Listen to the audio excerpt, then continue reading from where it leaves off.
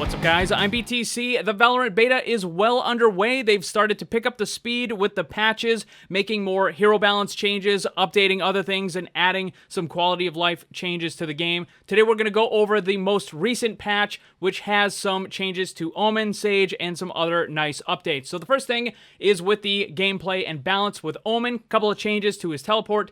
Omen now immediately becomes vulnerable and no longer appears dark after he leaves his alternate shadow form. And they said that if you were to find an enemy Omen teleporting in, it was often confusing when you could shoot him and get the kill versus when you would send him back. This change is to both account for an invulnerability bug and score some extra points for clarity. Also, the attenuation radius of the arrival sound on Omens from the shadows has been reduced to 2,250. They explain this a little more. They say the attenuation is a big word, but the short of it is that you have to be closer to Omen to echolocate where he's teleporting to. And they're trying to give him back some of the spook factor, but if you do find him, you should now have him dead to rights because of the vulnerability change. Next up is Sage. She got some changes to the barrier orb. It will now only spawn a chunk of the barrier if it's supported by the ground. And this means it will sometimes only spawn 2 barrier chunks. The barrier orb can also no longer be placed on small pieces of geometry. It must be placed on the ground or on top of boxes. And the reason for this is because they want to limit the areas where you can use the wall in order to boost teammates. And they say, we love supporting boost gameplay, especially when multiple characters combine their abilities. However, we felt that the current placement requirements, characters were able to boost to too many unintended spots. With this changes, players can still boost into unexpected positions, but they hopefully won't be 30 feet into the sky, floating in the middle of the site to look through a tiny pinhole on the map.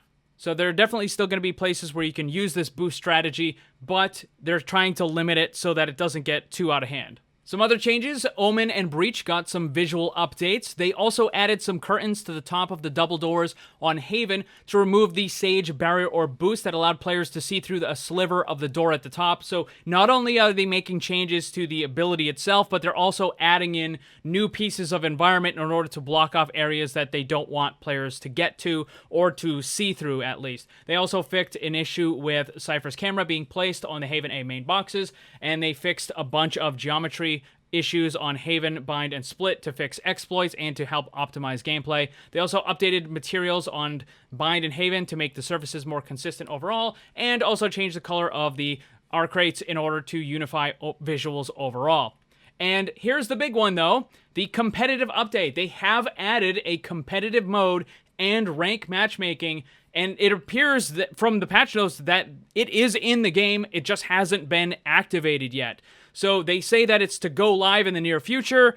How long is that going to be? Maybe a week, maybe 2 weeks. But I mean, if they were going to put the entire thing into this patch and have it already ready to go, then I would expect that it's not going to be that long. It's probably going to be pretty fast before they finally start activating the competitive ranked mode. Some other nice changes that they've added for the HUD in-game, a new directional damage indicator visual, new low health and low ammo visuals, remove the character portrait from the player's minimap icon to better distinguish player icon. Icon will receive additional color and polish in the future. Voice activity is now shown above the ally's head. Added colors to the spike icon above ally's head to make it easier to see. Fix the ultimate ability icon above teammates' heads, showing as charged after gaining 1 ult point instead of when it's actually charged, so that's more of a bug fix, I think. And then ping elements now fade when under player aim. Previously, only text faded. And then also, they added some quality of life stuff, and I just want to point, I'm going to put all of this stuff on the screen so you can read it,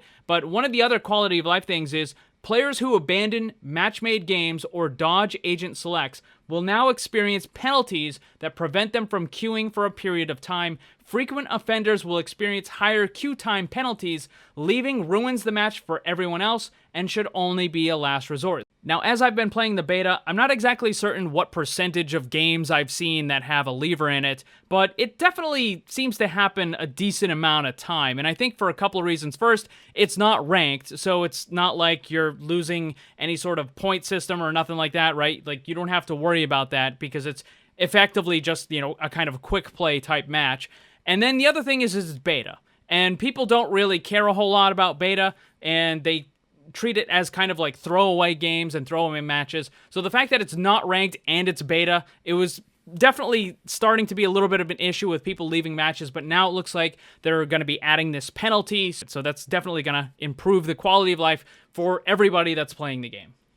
And that's going to be everything that was in the most recent patch. Now, as far as Valorant content on this channel, I think I'm going to be covering the patches, news, and other major updates. I'm not sure if I'm going to go into any sort of advanced guides, although I have been playing Counter-Strike for 20 years, and a lot of that stuff does kind of translate over, so maybe I can put together some tips, things that will help, you know, just kind of general, but I'm not sure how much I'm going to go into those sorts of advanced guides things. But what do you guys think about these changes? And have you been able to get your own access to the game yet? Let me know down below. Thanks for watching, and if you'd like to see more, make sure you subscribe and hit that bell to get notified. You can get some cool gear, join my Discord server, or follow me on social media with the links down in the description below. Special thanks to my Patreon supporters, and remember, always blame the controller because it's never your fault.